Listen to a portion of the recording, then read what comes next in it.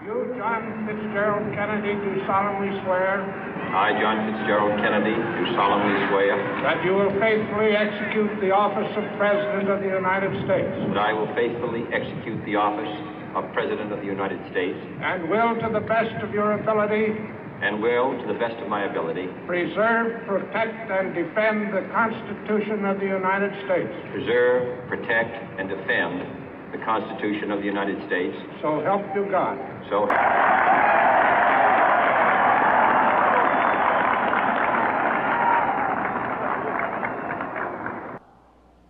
We dare not forget today that we are the heirs of that first revolution.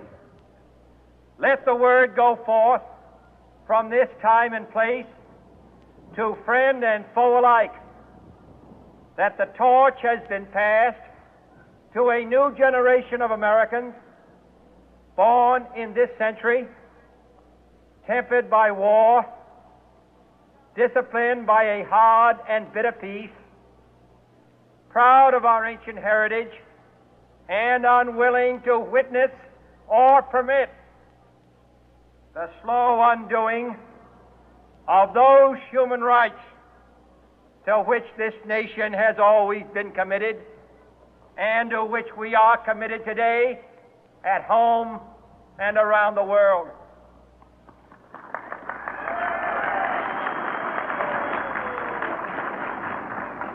Let every nation know, whether it wishes us well or ill, that we shall pay any price, bear any burden, meet any hardship, support any friend, oppose any foe, to assure the survival and the success of liberty.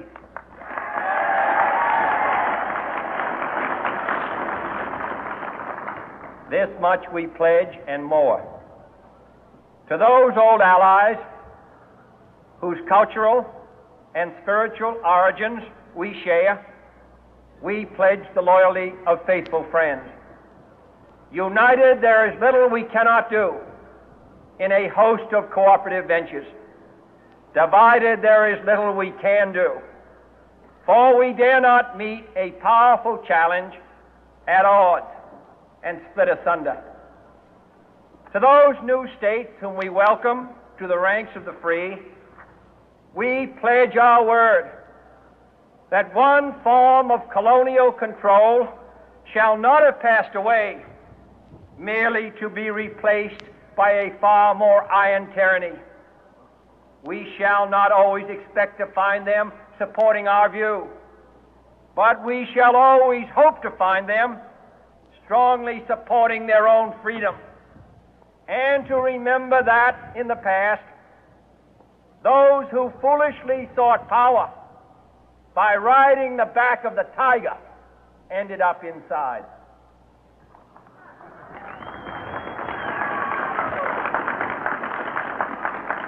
To those people in the huts and villages of half the globe struggling to break the bonds of mass misery, we pledge our best efforts to help them help themselves for whatever period is required, not because the communists may be doing it, not because we seek their votes, but because it is right. If a free society cannot help the many who are poor, it cannot save the few who are rich.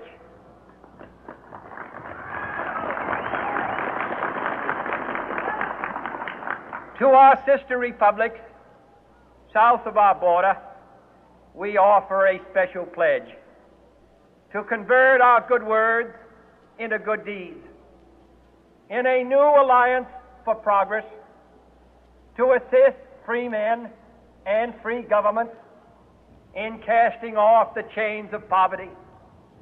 But this peaceful revolution of hope cannot become the prey of hostile powers. Let all our neighbors know that we shall join with them to oppose aggression or subversion anywhere in the Americas. And let every other power know that this hemisphere intends to remain the master of its own house.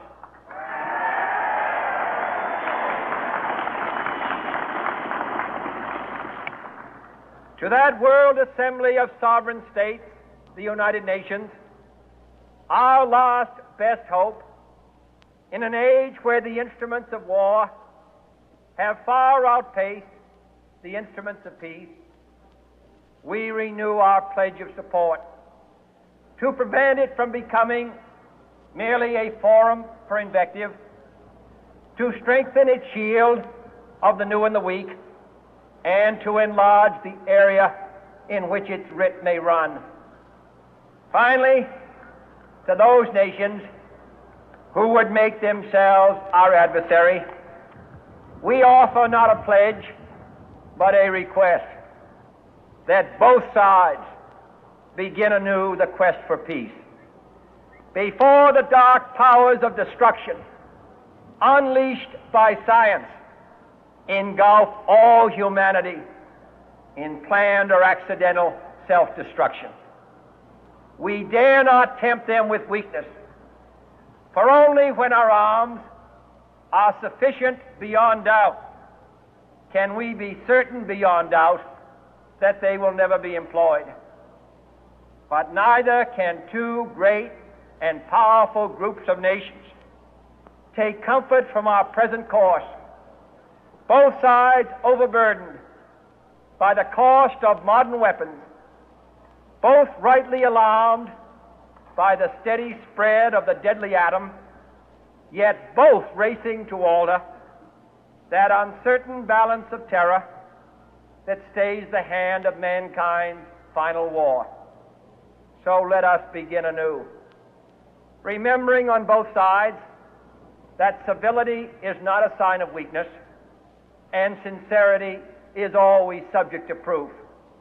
Let us never negotiate out of fear, but let us never fear to negotiate.